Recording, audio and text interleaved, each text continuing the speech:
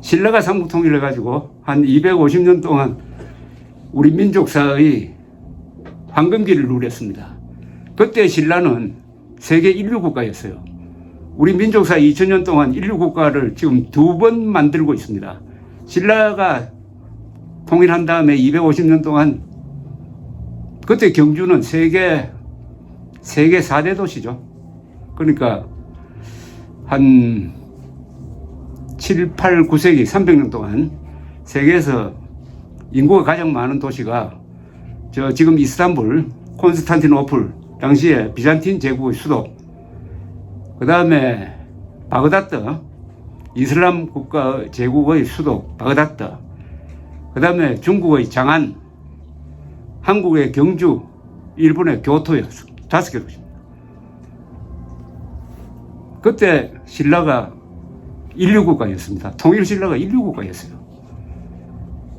인류국가를 만든 경험이 있기 때문에 우리가 대한민국을 지금 인류국가로 만들어가고 있는데, 그게 김일성 악령이라는 지금 장애물을 만났습니다. 세계 역사를 보면은 인류국가를 만든 경험이 있는 나라라야 또 인류국가를 만듭니다.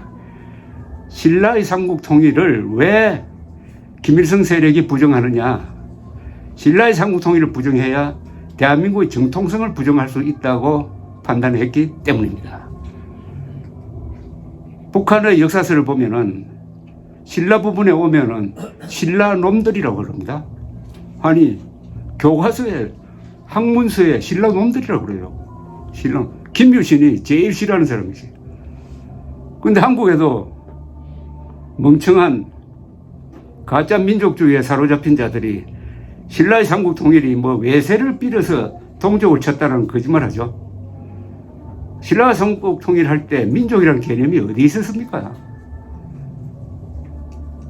신라 입장에서는 당나라도, 백제도, 고구려도, 일본도 다 동족이 아니었죠. 그때 말이 통했겠어요?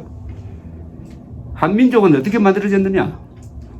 신라가 삼국 통일을 해가지고 한 1000년 이상 같은 말을 쓰고 같은 종교를 가지고 살다가 보니까 우리가 남이가 하는 친근성을 갖게 되었습니다.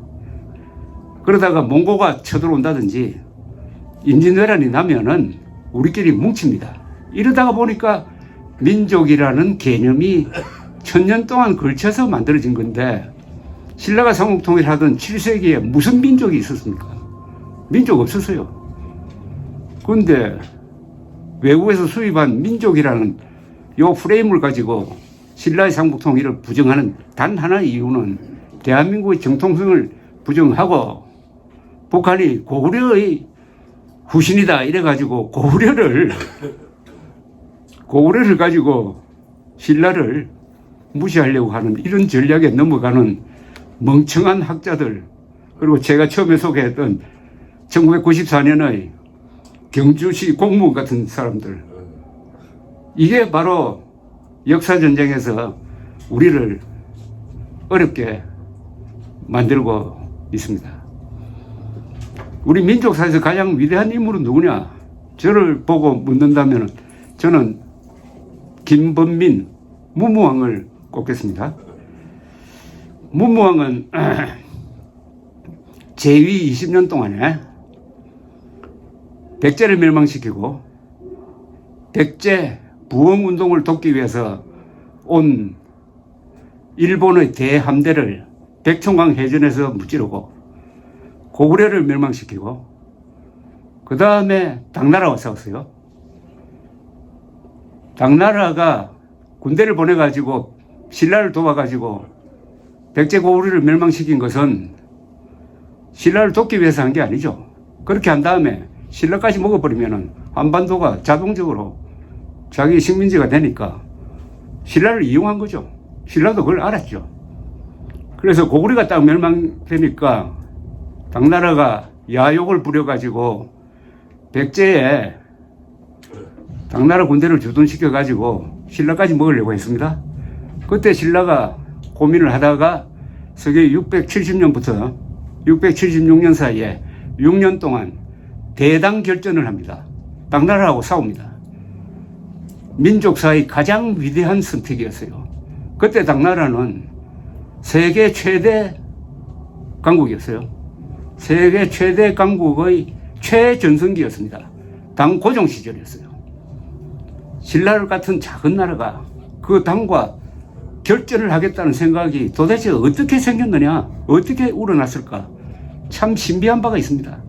삼국사를 읽으면은 대충 당시의 신라 지도부의 정신이 어떠했는지 짐작은 할 수가 있습니다.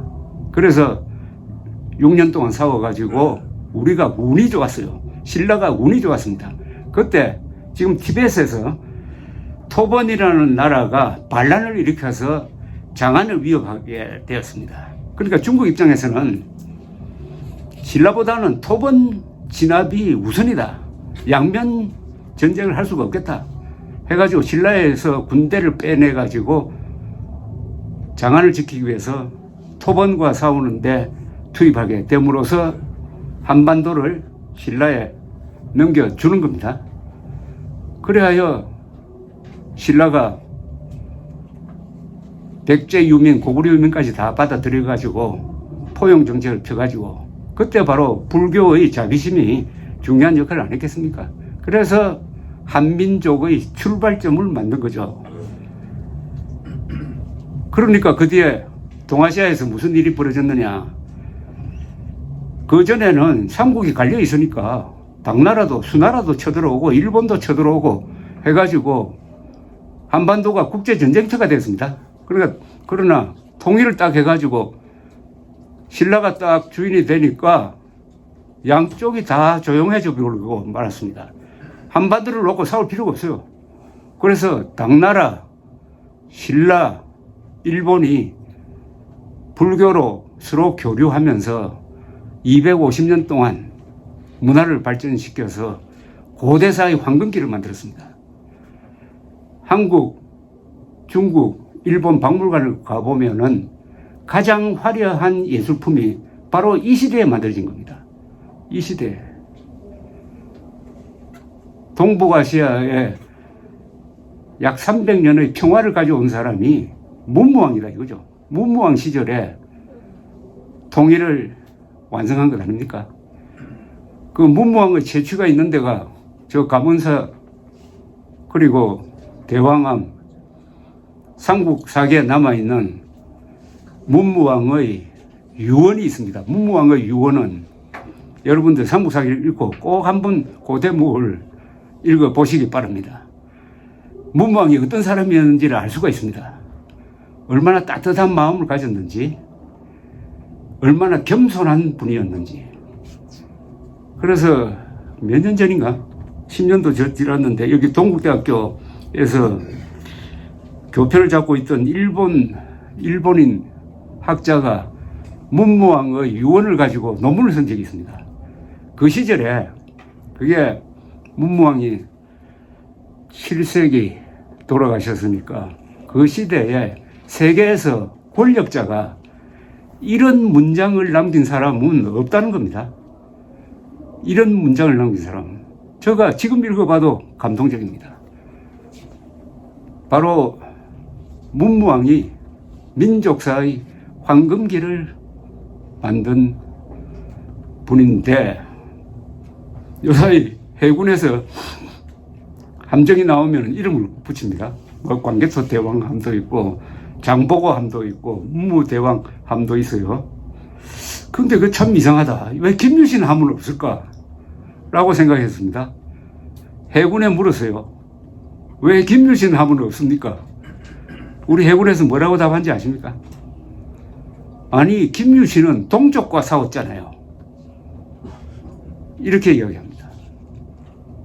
아니, 김유신은 동족과 싸웠잖아요. 그 말은 백제 고구려와 싸웠다는 거지.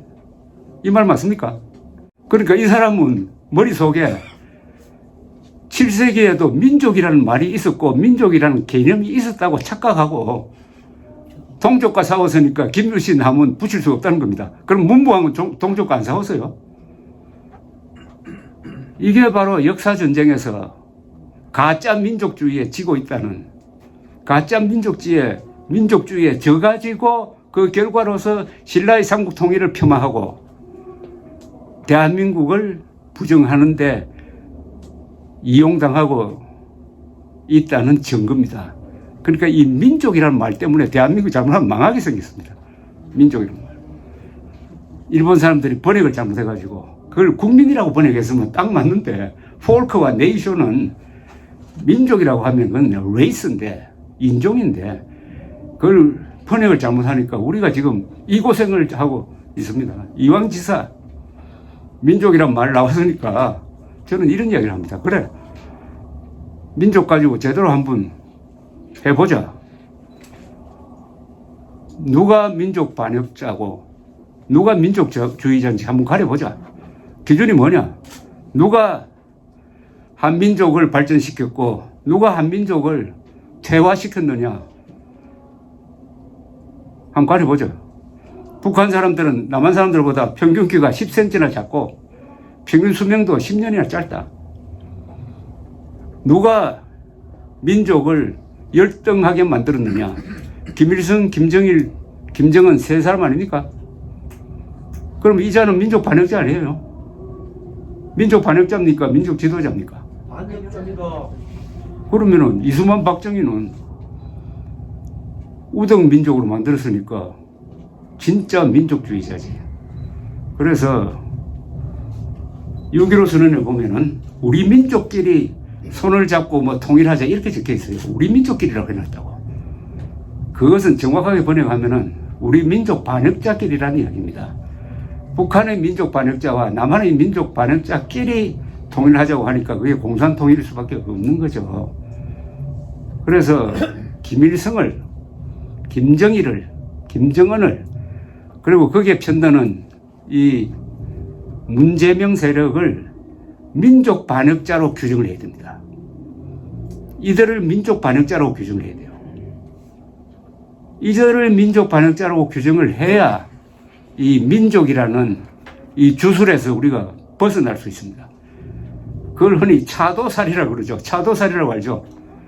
상대방이 갖고 있는 칼을 뺏어가지고 그냥 찌르는 겁니다. 상대방이 가지고 있는 민족이라는 칼을 뺏어가지고 그걸 다시 되돌려 주는 거지. 당신이 민족 반역자다. 그래서 저는 기회만 있으면은 김일성, 김정일, 김정은, 문재인 앞에는 항상 민족 반역자라는 요 정관사를 꼭 붙입니다. 그렇게 해야 우리 역사전쟁에서 우리가 이길 수 있다고 생각합니다.